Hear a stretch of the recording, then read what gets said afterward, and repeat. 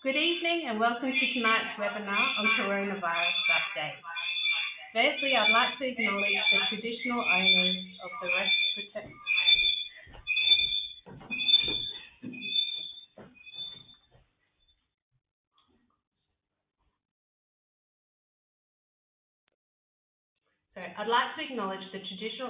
of the respective lands on which we are meeting today and pay my respects to elders past and present. I'd also like to acknowledge any Aboriginal and Torres Strait Islander people present. Throughout the webinar, if you have any questions, please feel free to type your questions in the question box on the webinar pane. Please note that we will try and answer your questions at the end of the webinar that haven't already been covered throughout this presentation. If urgent or you feel your question has been unanswered, please feel free to contact the college with your questions. A recording of this webinar will be available on the RACGP website in the next few days. Tonight's presenters are Dr. Louise Flood, Director, Communicable Disease Control Branch, SA Health, Dr. Tom Dodd, Clinical Service Director, SA Pathology, Ms. Genevieve Sturman,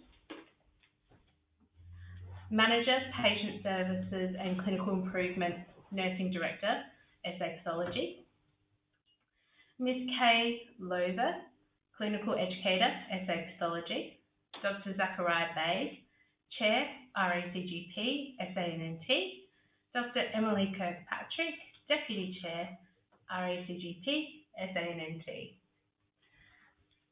I'd now like to hand you over to our first speaker for the night, Dr. Louise Flood. So thank you all for joining the webinar today. So today we're talking about coronavirus disease 2019, otherwise known as COVID-19, and it was previously known as novel coronavirus 2019.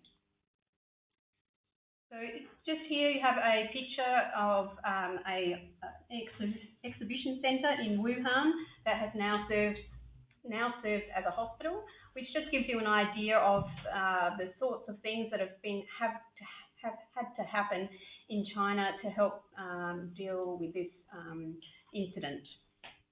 So just briefly what I'll be covering, the epidemiology, clinical features, a bit on assessment and management, and some on public health and other implications.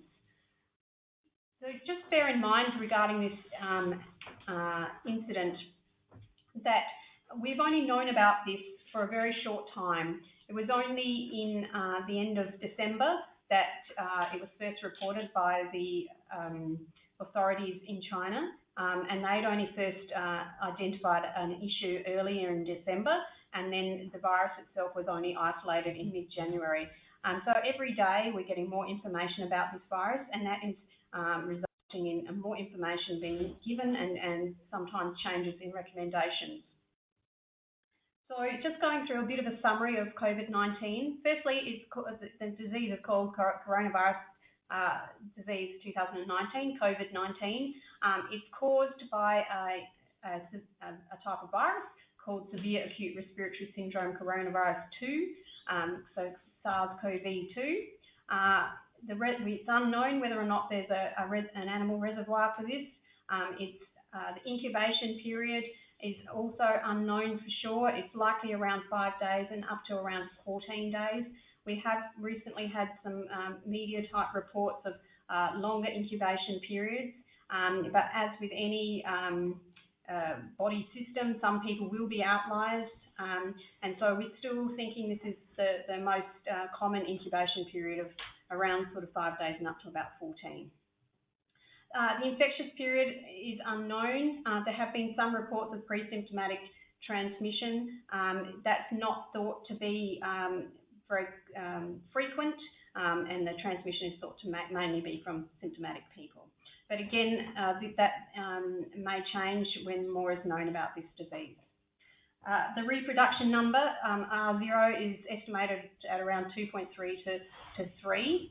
So that's the number of people that would on average become infected if you had a completely susceptible population. So, and just to put that in perspective, influenza is around 1.5, and measles is around 15. So in an unvaccinated population, population unvaccinated for measles, around 15 people would get infected from just one case. So it just puts it a bit into perspective. And then moving on, the transmission is thought to be droplet and contact. So that radius of around a metre around a patient is really important, because it's thought to spread through coughing and sneezing, and rather than through, it's not thought to spread through the airborne route.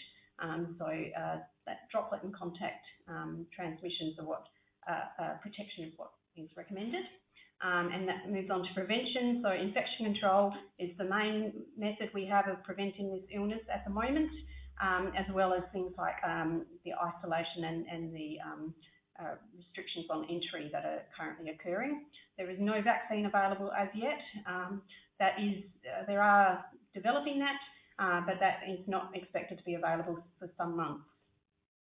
There's no specific treatment for this, but they are trialling some antivirals, but there's nothing specific at the moment.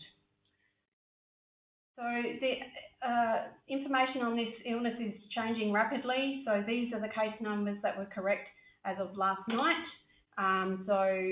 Close to 80,000 confirmed cases, with a large portion of those coming from mainland China, and of the ones in mainland China, a large portion being from Hubei province, which is where Wuhan city is.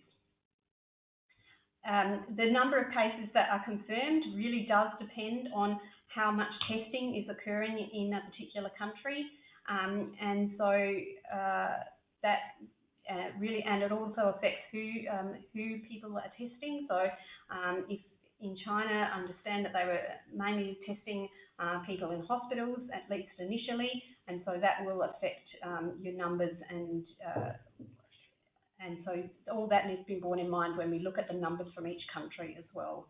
So close to 2,000 cases reported from 31 countries.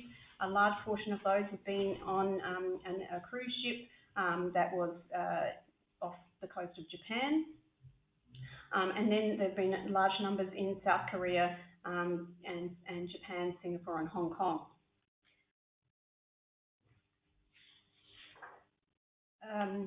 So looking at the number of deaths, close to 2,000 deaths, sorry, I've got my numbers not quite right there, but around 2,000 deaths. A large number of those are from Hubei province, and smaller numbers in other countries. The case fatality rate is around 3%, and again, that will be affected by who you're testing. If you're only testing the more unwell people, then your case fatality rate will be higher than if you're widely testing. So just to put that in perspective, SARS had a case fatality rate of around 10%, MERS of around 34%, and swine flu of around 0.02%. They're all approximate. The cases are predominantly occurring in adults, but there have been cases in children, but exactly why that is, as in whether it is testing related or whether it's just really more common in adults, is unclear. In mainland China, around 14% are severe and around 5% of cases are critical, and around half of the critical cases have died. So this is just a map from the World Health Organization that indicates where the cases are occurring, with just the a spot on each of the countries, and that spot is just labelling the country, not the exact spot in that country where the cases are occurring. And in China, the spot is just on each province. And you can see from this that the large proportion of cases are occurring in China, but you can see that there are cases across many other countries. If you're interested in maps, you can also go to the Johns Hopkins University site, which has a map that you can have a look at the numbers, and you can watch the things changing if that's if you're interested in that sort of thing. This shows the cumulative cases reported worldwide, and you can see the increase in cases that have occurred over the last few weeks. and particularly that the large portion are occurring in China, with just that tiny little blue section at the top of the graph, other cases that are occurring outside mainland China. And of the cases that are occurring in Hubei, in China, a large portion are in Hubei province. There was a change in case definition to initially just be reporting the clinically diagnosed cases and the laboratory confirmed cases, and then they changed back to only be reporting laboratory confirmed cases. So that resulted in a bit of an unusual spike in the graph. In Australia, we've had 22 cases so far. 15 of those had been in people who had travelled to mainland China, and of those 15, 12 had a travel history to Wuhan. Of those initial cases, the age range was 8 to 66 years, with 9 males and 6 females. 2 of those 15 cases were in South Australia. And more recently, we've now had 7 cases linked to the Diamond Princess, that cruise ship that has been off the coast of Japan. And one of those cases is in an SA resident. So clinical features, it basically causes a respiratory illness, a respiratory viral infection. So you get predominantly fever, and then you can get cough, shortness of breath, fatigue, chest discomfort, headache. Some people have a slightly different illness with more of a fever and can just have a gastro illness, so with a fever and diarrhoea, but that seems to be less common. It is primarily a respiratory disease. So it can cause an uncomplicated upper respiratory tract infection. It can cause a pneumonia. It can cause acute respiratory distress syndrome, a sepsis, and a septic shock. So it is quite a range of illnesses that it can cause. I'll just talk about assessment briefly. So as I mentioned before, it's primarily standard contact and droplet precautions. A really, really important thing to do if you're suspecting someone could have COVID-19 is to get the patient to wear a surgical mask. So that's that source control, and that's really important. So that is to help protect you, and also ask the patient to use cough etiquette. Social distancing is important, so put that patient in a single room with the door shut, and keep your distance away from them where you can. Use appropriate PPE, so surgical mask, long sleeve gown, gloves, and eye protection. When you take off your PPE, make sure you wash your hands with soap and water, or use an alcohol-based hand rub. Infection control. So if you have a patient who just has very mild symptoms, so they have no or mild respiratory symptoms, standard contact and droplet precautions is appropriate. So that is a surgical mask. And when you are taking the specimen, to stand slightly to the side of the patient, use a single room with the door shut. If you're taking specimens from someone with more severe symptoms, or with frequent coughing, that's when you need your P2 mask, and that is likely to be more appropriate in a hospital setting.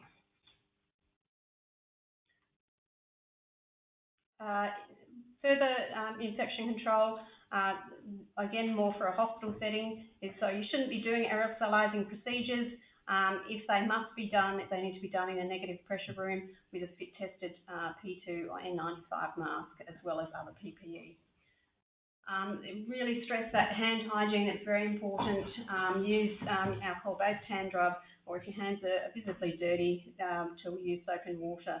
And the source control, so putting the mask on the patient and getting them to use cough etiquette.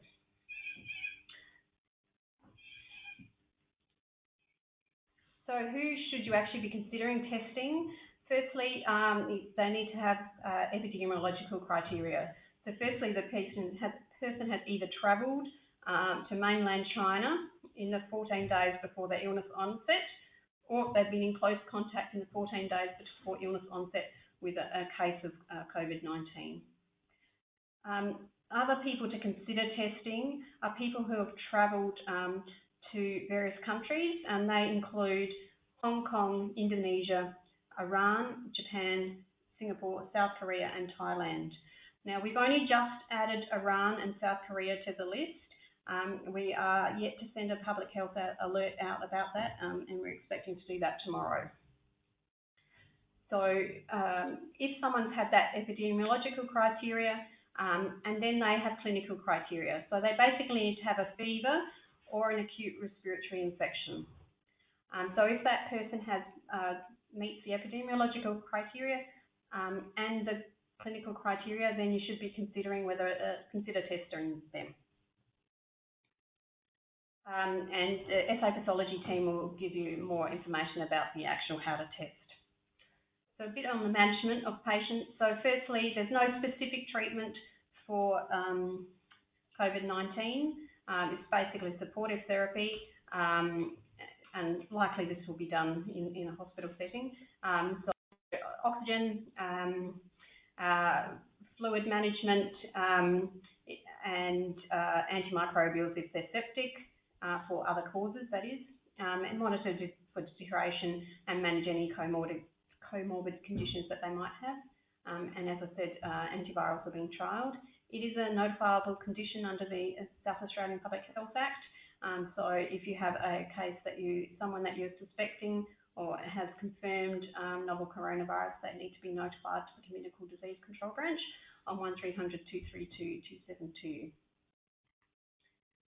So isolation. So if you're testing anyone specifically for COVID-19, they need to be advised to stay isolated at least until those results are available.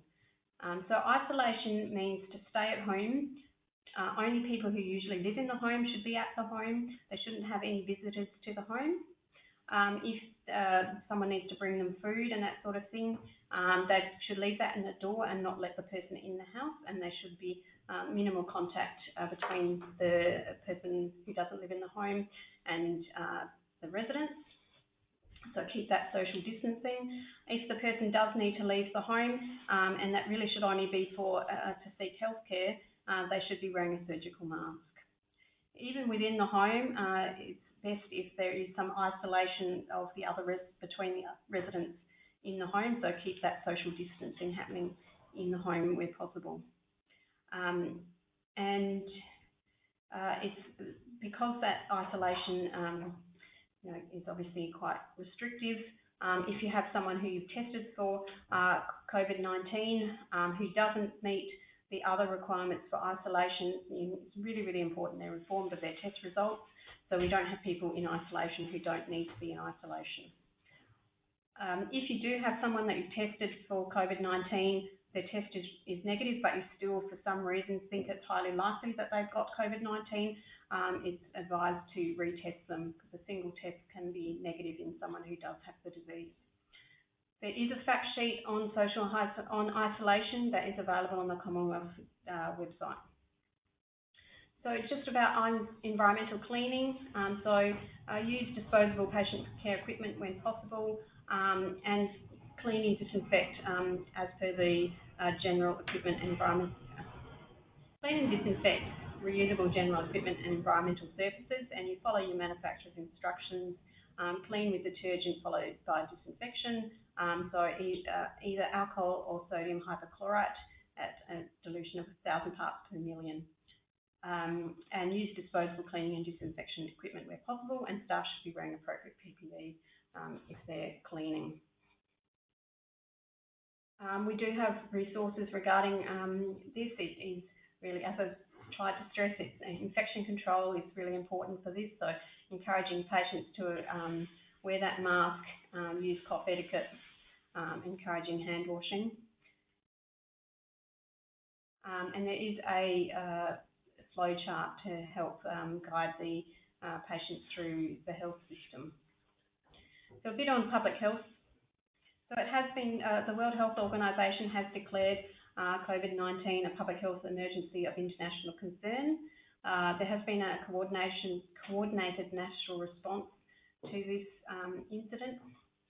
The National Incident Room has been stood up, and it's a multi-agency response that includes health, education, tourism, trade, multiple sectors.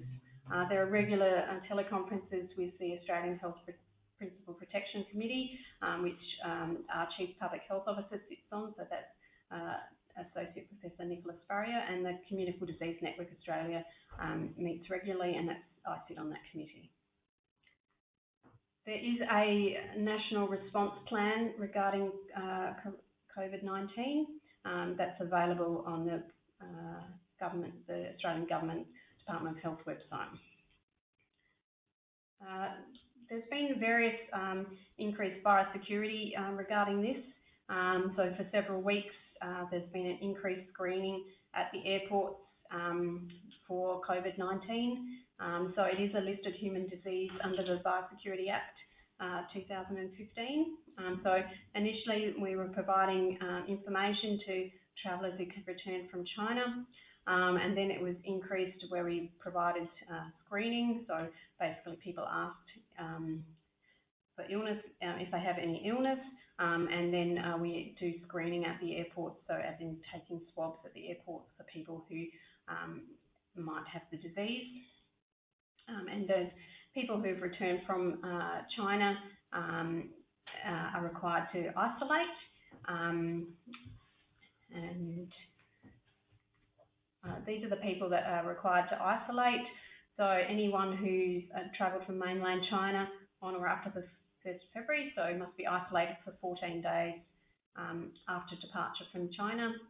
And people who've been in Hubei must be isolated 14 days after leaving China. People who have been in close contact with a case when they haven't used adequate PPE must be isolated for 14 days after that last exposure. And SA Health staff to work for 14 days after departure from China,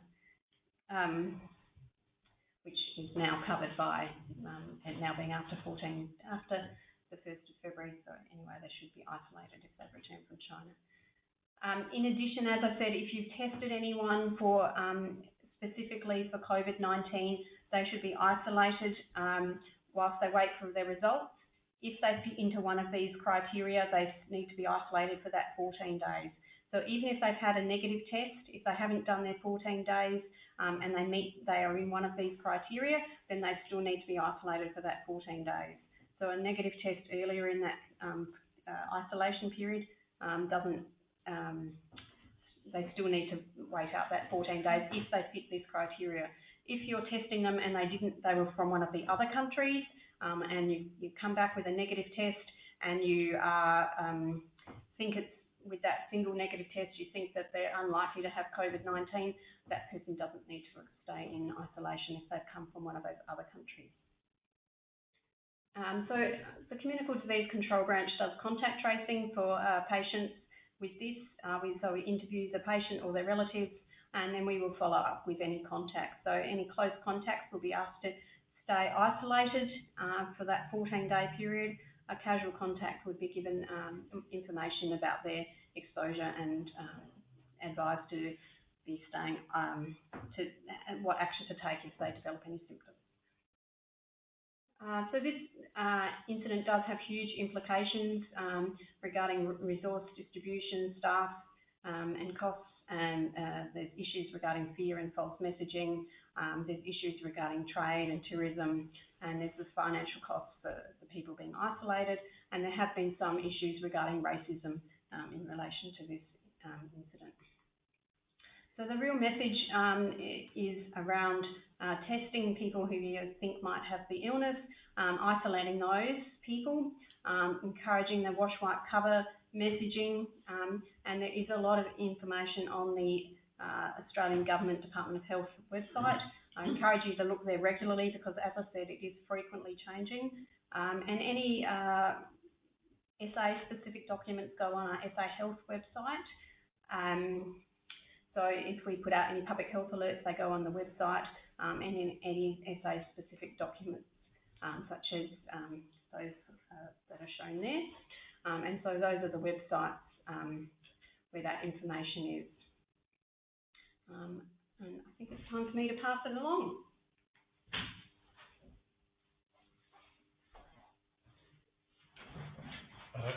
Good evening. I'd like to spend a little bit of time just telling you something about the virus and testing that we're doing here in South Australia at SA Pathology.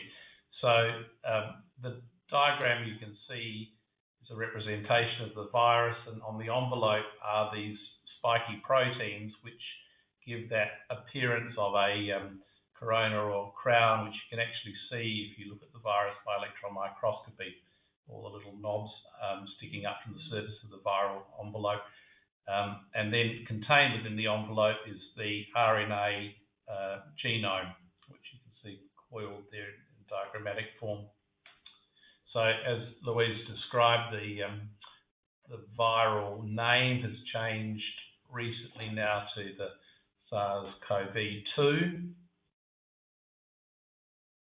Coronaviruses are quite a large family of RNA viruses and cause infections in animals as well as humans, and range from a variety of very mild illnesses like not an uncommon cause of colds through to more severe illnesses. In fact, this diagram is already a bit dated because you can see in the beta group, the virus at that stage was still called Wuhan, so that's slightly out of date. But as you can see, it's clustered there with what was the SARS virus from the 2002 epidemic, and also closely as well the MERS virus, which caused the Middle Eastern infection. So there's some genetic similarity. So SA Pathology commenced testing for the COVID-19 virus on the 31st of January as soon as the PCR primers became available. And what we have done is provide a specific test for the COVID-19, but about a week later, around the 8th or 9th of February, included the COVID-19 test in with our routine respiratory viral panel.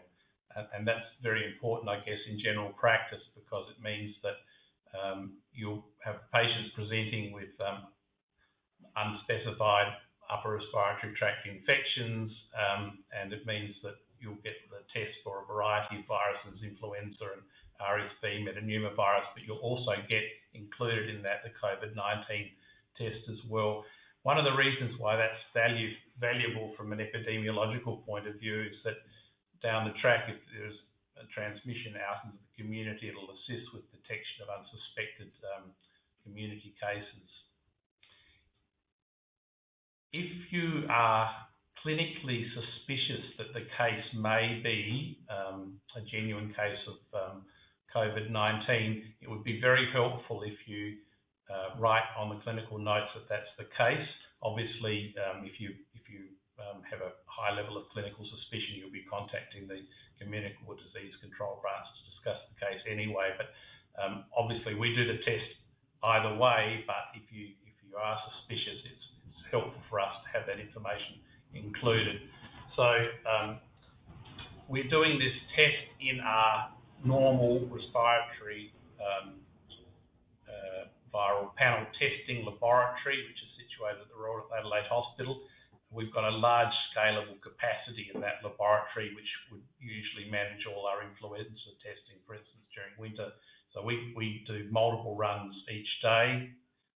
The turnaround time is something less than 24 hours, and we're encouraging people to take swabs from the throat as well as the nose, and for the swab to be put in viral transport medium. My nursing colleagues will say a little bit more about that in a moment. These graphs I used from the recent publication in the New England Journal of Medicine, just to remind me once again to say that we encourage you to take swabs from the the nose as well as the throat. These are a group of patients that were tracked in terms of detection of viral particles from both the nose and the throat. Some patients were essentially asymptomatic, and it just highlights the fact that there's some variability in the concentration of viral particles between the nose and the throat. The nasal swabs being with a higher virus concentration. So obviously it's helpful to get swabs from both sites. They can both be on the same swab and put into the transport medium. So when the specimen's received into the laboratory, there's extraction of the genetic material, and we use a polymerase chain reaction technology to amplify the gene. And so the tests we're using are the same as are used elsewhere in some of the reference laboratories in Australia. We use the E gene as a first primary screen, and then a confirmatory gene assay for RNA-dependent RNA polymerase gene. So the diagram below is actually from one of our cases, and you can see in every run there is a control included, and you can see the curve there that comes up as the genes amplified using the PCR technique, and then a positive patient sample following the same sort of curve. If there's no gene present, then the result remains flat. And finally, in terms of reporting back to clinicians, obviously a report goes back to the requesting doctor. If there was a positive case, we'd be in direct contact.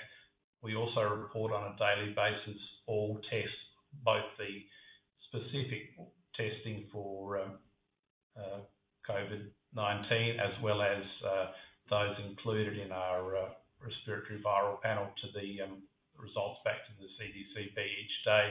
Currently, we're doing approximately 150 viral screens per day, and somewhere maybe between 10 and 20 might say possibility of COVID-19.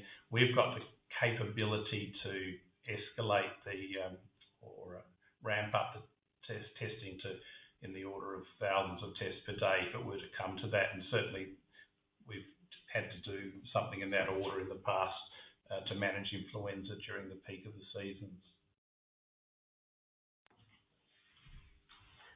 Good evening, everyone. So it's a new experience for me. I've never done a webinar before, so we'll see how it goes. And I've also got my colleague with me, Kay, who's a clinical educator, and she'll also answer or raise a few points from our learning so far. So I just have a few slides to take you through. And what I want to do is talk about the collection services provided, and then really look at and talk to you about some of the issues of concern that we've had in relation to request forms and presentations. And I will say that when coronavirus was first sort of on the radar, so to speak, we actually were quite responsive in setting up a metropolitan domiciliary service and also a dedicated collection centre. As of last week, we are now only providing a domiciliary service. We haven't had that much demand, and so we feel that at this point in time we can service the number of requests with the domiciliary service, and it's dedicated to that. So I will take you through in detail of how you can utilise that service. This is a little bit hard to see, but I've got some detailed notes that go with it. So essentially a request for a suspected COVID-19 is sent to SA Pathology to our domiciliary service. But before that, you need to contact the CDCB because they're actually triaging patients. Otherwise, we could just be overrun with the number of requests. So that's the first important step, is to triage with the CDCB. The CDCB will actually approve that, and then what happens is you as a medical officer will complete the request form and contact SA Pathology. We are, and that's actually contacting direct the domiciliary service. So there's two ways that you can do that. If you're actually a locum and out, you won't have a fax form, which is the way that we want you to send the request in. So there is a phone number that you can ring, and if you can press 4 and then press 2, it actually helps you get there quicker than waiting and listening to all the other options online. If you're in a practice, the medical officer or the practice manager can actually send the fax through to that number. So once the request form is received in our office, or the patient details are received in our office, then we contact you.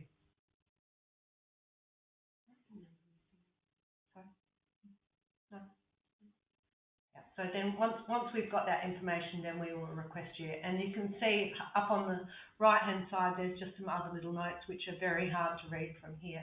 I'm not sure whether you'll be able to read them on your thing or not. That's okay. So here's the process. So there's a domiciliary service. It's Monday to Friday. It's 8 to 4:30. It's for GPs and specialists or medical officers who are unable to collect the specimens because they have no PPE or no appropriate facilities. The medical officer needs to contact the CDCB to triage, and when you complete your request form, we actually need to have a notation that the CDCB has approved it. And if we don't have that notation, we will be contacting you to make sure that you get it before we accept that request form. So the medical officer faxes it through. Of course, we want appropriate details, patient's name, date of birth, etc. We also would like their mobile number so that if we're actually having problems contacting the patient, we can try and get hold of them somehow or another. And the GPs, we also would like your details if we're having trouble contacting the patients as well. The SA pathology nurse will then contact the patient and arrange a suitable time to go and do the collection. Any requests that come in after around 4:30, we're saying it will be processed the next business day. But again, there's a little bit of flexibility in this because they're not really urgent. And depending on, we've got patients that might be down at Hallett Cove or they might be up right on the other side of town. And depending on where our staff are at that time of the day, it may be that we'll process it the next day. For the local service, again, I said, we'll assume you haven't got a fax on hand. So if you just ring the domiciliary number, then you'll be put through. And then a staff will contact you if the phone's busy. Just leave a message. So request forms, issues of concern.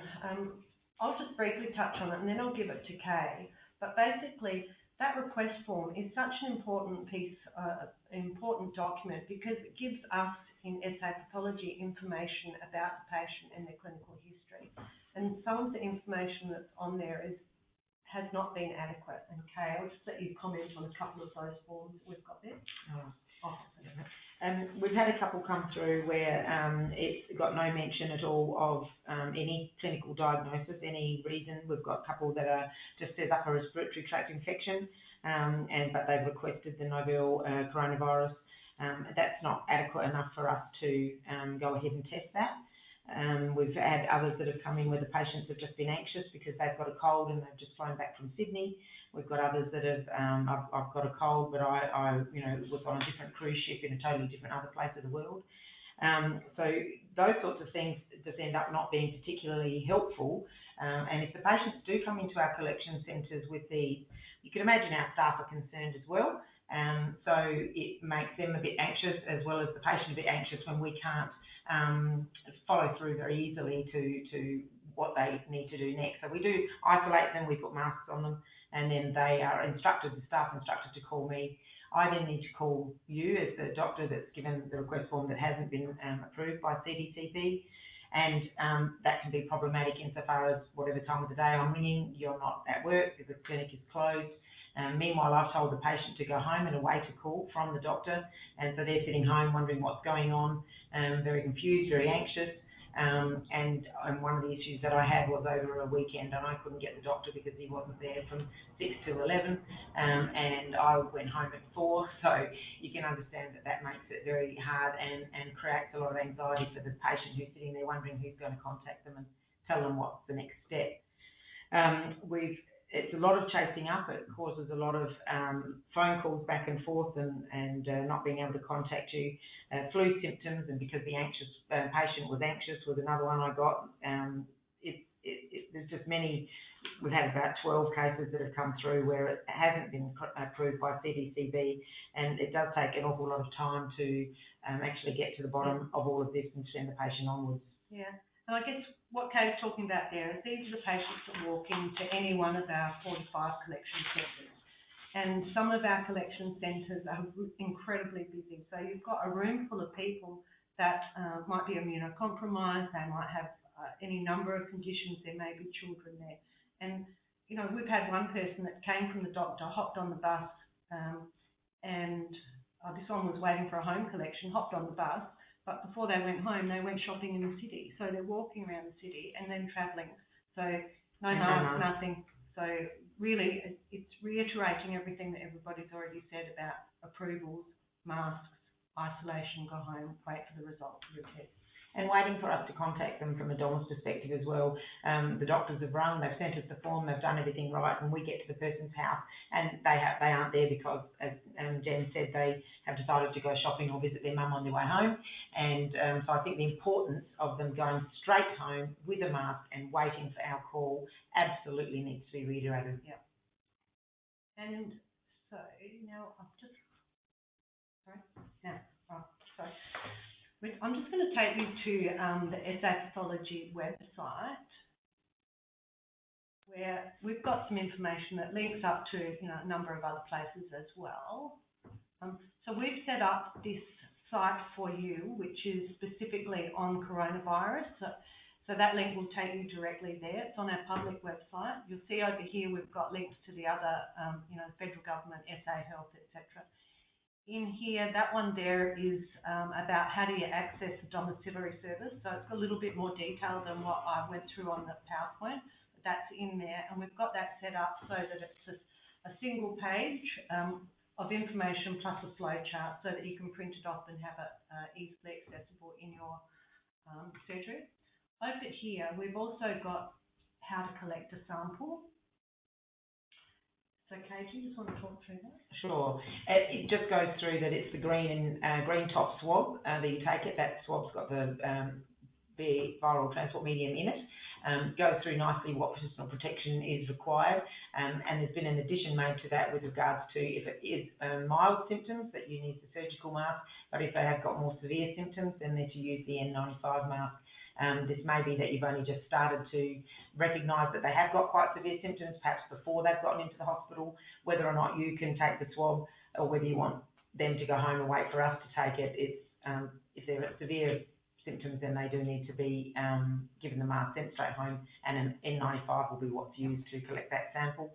The request form, it goes through there what's required as far as having to have documented that the CDCB has approved your request, and that you've written respiratory viruses for anything that isn't specifically high risk, and add coronavirus to it if you think the person is at high risk. Yeah, and I will say that this document here is being updated. We hope that hopefully this will be updated on the website by tomorrow. So there's just a couple of small changes to that. And I guess that the double bagging is really important for us, or the biohazard bag is important for us as well. So when it gets into the lab, people know that they need to treat it carefully. The other link I had was for the collection centres. So I wasn't sure if you were aware that this is on the website. You can actually see down here, on the side there's a link to all of the collection centres, and this map zooms in and out. So that's really just for you if you weren't aware of that you can have a look at that and direct your patients as required to those. And I just need some help going back to the PowerPoint. No, so just to re-emphasise, in terms of specimen collection, SA Pathology is providing a domiciliary house call service only at this time. We're looking at options for a designated collection centre, but right at the moment we will come to people's homes. Please don't refer patients for coronavirus sampling to our collection centres. Yep. And now that leads us into some questions now. So we've had some really great questions, particularly around collection. So I'll just start with those, if that's all right. We've had a question around whether it's recommended to have 2 viral swabs being sent, or are you happy to have just 1 viral swab at this stage? One's fine from both the nose and the throat. Perfect. And if a patient requests that they don't want to have the same swab in their nose and their throat, is there any reason they can't send 2 swabs to you for that reason? No, not really. I would think you could swab someone's throat and then nose, but you know, the sensitivities are on this. Just better, though, really. We prefer 1 swab. Yes. So if you can explain that to the patient, that it's better for them and they're a lot more likely to get an accurate result, that might help you to convince them to have a combined swab versus 2. Yeah. Great, thank you. And we've had a question around whether there's a cost to patients who are uninsured or don't have Medicare. So, for instance, a patient who's travelled, from Indonesia is visiting here in Australia on holidays. Is there a cost to them if we order PCR testing? No, we're absorbing the costs associated with the testing. Perfect, excellent. And if, for instance, a GP sends a swab from another lab, so one that's not in a viral medium but a plain white swab, is there any issues with processing that at the SA pathology lab? We were able to process that. Okay, fantastic. Although, just to re-emphasise, we prefer samples in correct viral transport medium if possible. And they can contact our consumer products to get some of the correct swabs sent out to them if they do find themselves without. Thank you. And we had a number of questions pre-submitted and also tonight through the webinar regarding masks and collection. So you've talked a little bit about how the N95 mask is preferred for patients who have severe respiratory symptoms. And Louise, you might be able to comment on this, is there a concern around the use of surgical masks, or are we still satisfied that that's adequate for collecting specimens from the patients presenting to general practice? So it depends on how unwell that patient is. If they have mild symptoms, then it's perfectly fine to use a surgical mask. If you have someone who has more severe symptoms, such that they're coughing frequently, or you think that they've got a severe disease such that they might have a pneumonia, that's when you need to be wearing that P2 mask. And if you don't have the P2 mask, or you don't have suitable facilities to take that specimen, then you shouldn't be taking the specimen. And you need to either refer them to the home domiciliary service, or if they're unwell, such that they might have a pneumonia, then you might be considering sending them to hospital. Thank you. And for patients whereby a family member's been told to isolate, is there any concern for the other members in that household that they too should isolate until the test comes back to confirm whether it's positive or negative? So there's no requirement for a contact of a suspected case to isolate. It's good, as I was talking about, in that household setting to have the person who's being tested to maintain that social distancing within the household, but the contact of that suspected case doesn't need to be isolated whilst they're awaiting that test. Because we are getting a lot of testing done. We've only had a very small number of cases, so the risk of each individual person actually having novel coronavirus, COVID-19 at the moment is very, very low. That may change as the disease progresses and when we get more cases in South Australia. And we've had a couple of participants who have asked whether there's going to be any change to the countries, in particular adding Italy to the recommendation. Is there a plan at all to add that for testing in terms of if patients come back with symptoms? So we've just added, as I said, South Korea and Iran, and that hasn't come through, public health alert on that hasn't come through yet, but hoping to do that tomorrow. Each week we actually look at this from the Communicable Disease Network Australia, looks at the modelling and the cases and looks at how many cases an individual country has and just considering things like whether we're getting a lot of deaths or exports from a particular country and things like that to consider which are the higher risk countries. And so we will be considering that in the middle of this week, and so it may change, but at the moment Italy is not on that list. But having said that, there is always that flexibility. If you see a patient for some reason you strongly suspect that person has COVID-19 and it doesn't meet the requirements, the current recommendations, as in they haven't travelled to one of those 7 countries and they haven't been to China and haven't been in contact with a known case. But for whatever reason, you've got the patient in front of you, you're highly suspicious that they've got it, you can still test them. And as we've said, with SA pathology, any respiratory specimen that's been tested for viruses is going to get a COVID-19 test. And something that I learned that I found quite fascinating was around diarrheal symptoms as being something of coronavirus. And we've had a couple of questions around that. Is that something we should be looking out for? Do you feel that that's something to be more aware of now in these coming days? Is diarrheal or gastrointestinal with fever?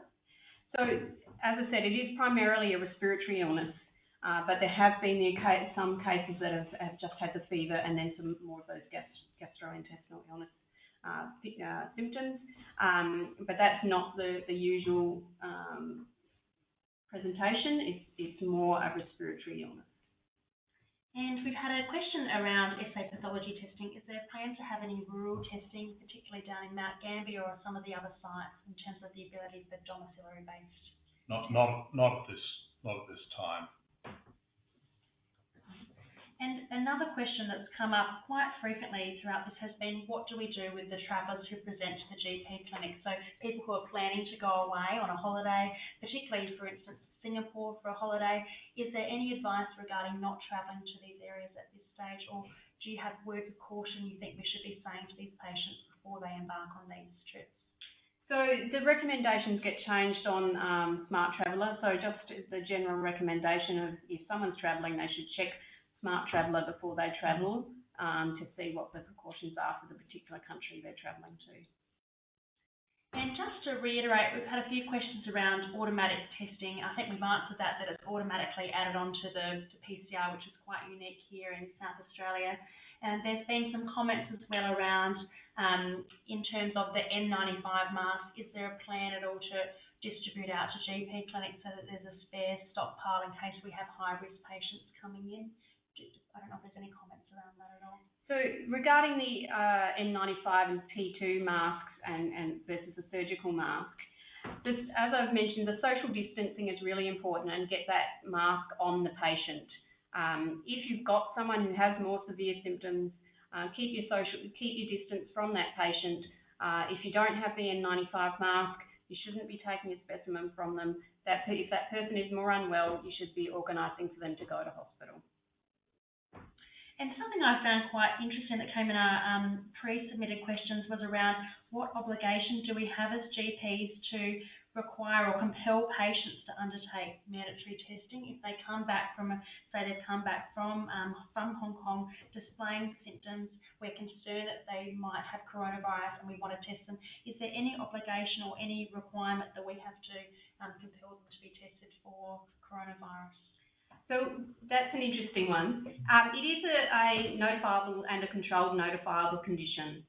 So if you have someone that you really think for some reason might have COVID-19, but they don't want to be tested, I would suggest you call the Communicable Disease Control Branch and we can discuss that with you, because we obviously don't really like forcing people to be tested if they don't want, but it is something that we can do under our Public Health Act if we think it's really warranted. And in another question we've had is regarding some of the media reports around that perhaps the incubation period could be longer than initially thought at 14 days. Is there any suggestion that that time period will change at all, or are we still sticking to the same recommendations? So as I've said, the information about this is constantly changing. When this was discussed, well actually yesterday it was discussed at Communicable Disease Network Australia meeting, and it was felt that those were likely just outliers, and that what we currently had recommended was correct. But with more information that may change. But at the moment I think that up to 14 days is appropriate in the vast majority of cases. Perfect. And another common scenario that people have posted here is around if a patient presents to their GP clinic on requirement from the workplace for testing because they have travelled to a country that's been listed as one of those additional countries now. What is the role of testing patients who are asymptomatic? Is there a role for that? And do those patients need to complete an isolated 14 days at home, or can they be tested? So if someone has returned from China in the last 14 days, they need to be isolated for 14 days. As in, they need to be isolated for 14 days from when they left China. So even if they had a test done during that 14 days that said they was negative for COVID-19, they still need to be isolated for the 14 days. Same as if they're a contact of a confirmed case, they need to be isolated for 14 days. If you have someone who has been in one of those other countries of interest, such as South Korea, and then they had symptoms, and you test them, and it's negative, and then you don't think it's highly likely that they have novel COVID-19 such that you don't want to retest them, that person doesn't need to stay in isolation once they've had that negative test. It's only if they meet those requirements of having recently been in China or a recent contact with a known case that they need to stay in isolation for the 14 days. There's no requirement for people to have a medical clearance or something like that at the end of that 14 days. As soon as they've had that 14 days, if they remain well, they're able to get out of that isolation. Thank you so much. So that brings us to the end of our webinar. It's 7:30 and we like to stay on time here at the RACGP. So I wanted to thank all of our presenters who have very kindly contributed and came here this evening to College House to talk through some of the key areas of coronavirus.